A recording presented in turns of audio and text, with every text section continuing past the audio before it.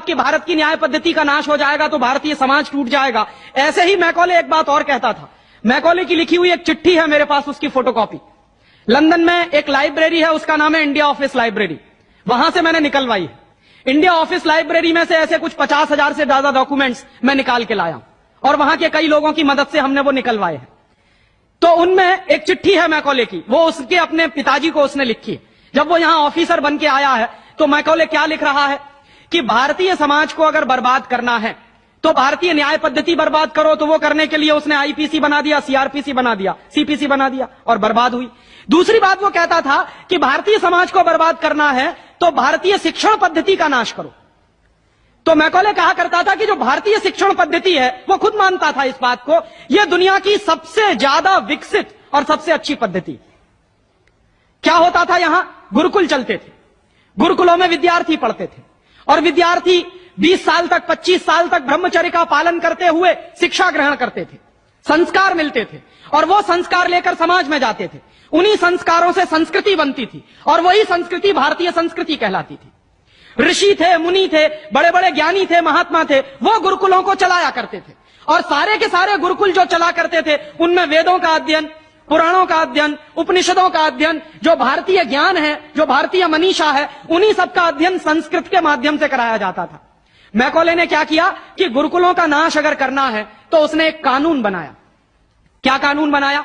संस्कृत में जितने विद्यालय इस देश में चलते थे, हिंदुस्तान में अंग्रेजों के जमाने में, उन सबको उसने इल्लीगल घोषित किया, गैर कानूनी। और उसने प्रतिबंध लगा दिया कि संस्कृत भाषा के माध्यम से कोई भी गुरुकुल चलेगा उसको अंग्रेजी सरकार मान्यता नहीं देगी। तो मान्यता किसको देगी? अंग्रेजी के माध्यम से जो कॉन्वेंट स्कूल चलेंगे उनको अंग्रेजी सरकार मान्यता देगी। और उसके लिए बाकायदा उसने कानून बनाया। उस कानून का नाम है इंडियन एजुकेशन एक्ट। और यह इंडियन एजुकेशन एक्ट लागू हुआ 1858 में, आज से लगभग 140 साल पहले। तो 140 साल पहले जो कानून लागू हुआ था अंग्रेजों के जमाने में, वही कानून आज भी चल रहा है।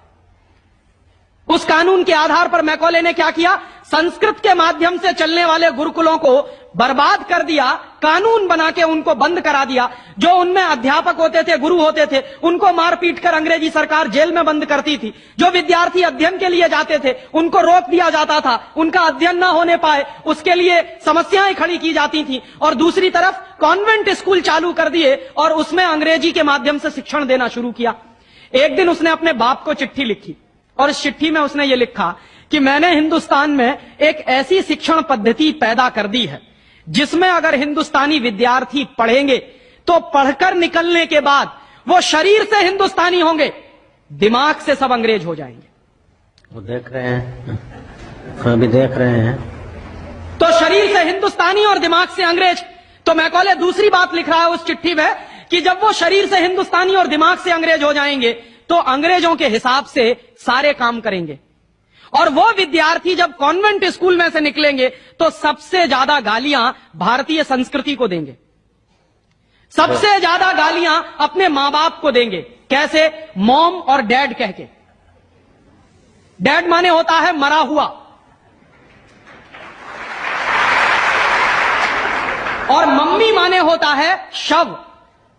इजिप्ट में आप जाइए, मिस्र एक देश है, वहां पे ममीज कहा जाता है किसको? मरे हुए आदमी के शव को। तो हमारी मां हो गई मम्मी और पिताजी हो गए डैड।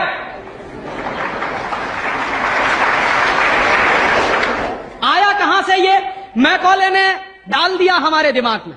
और मैं ये कहता हूं कि मैकॉले तो मर गया, उसका बाप भी मर गया, सब मर गए, भगवान उनकी आत्मा को शांति दे, लेकिन उसकी जो आत्मा है वो हम सब में प्रवेश कर गई है।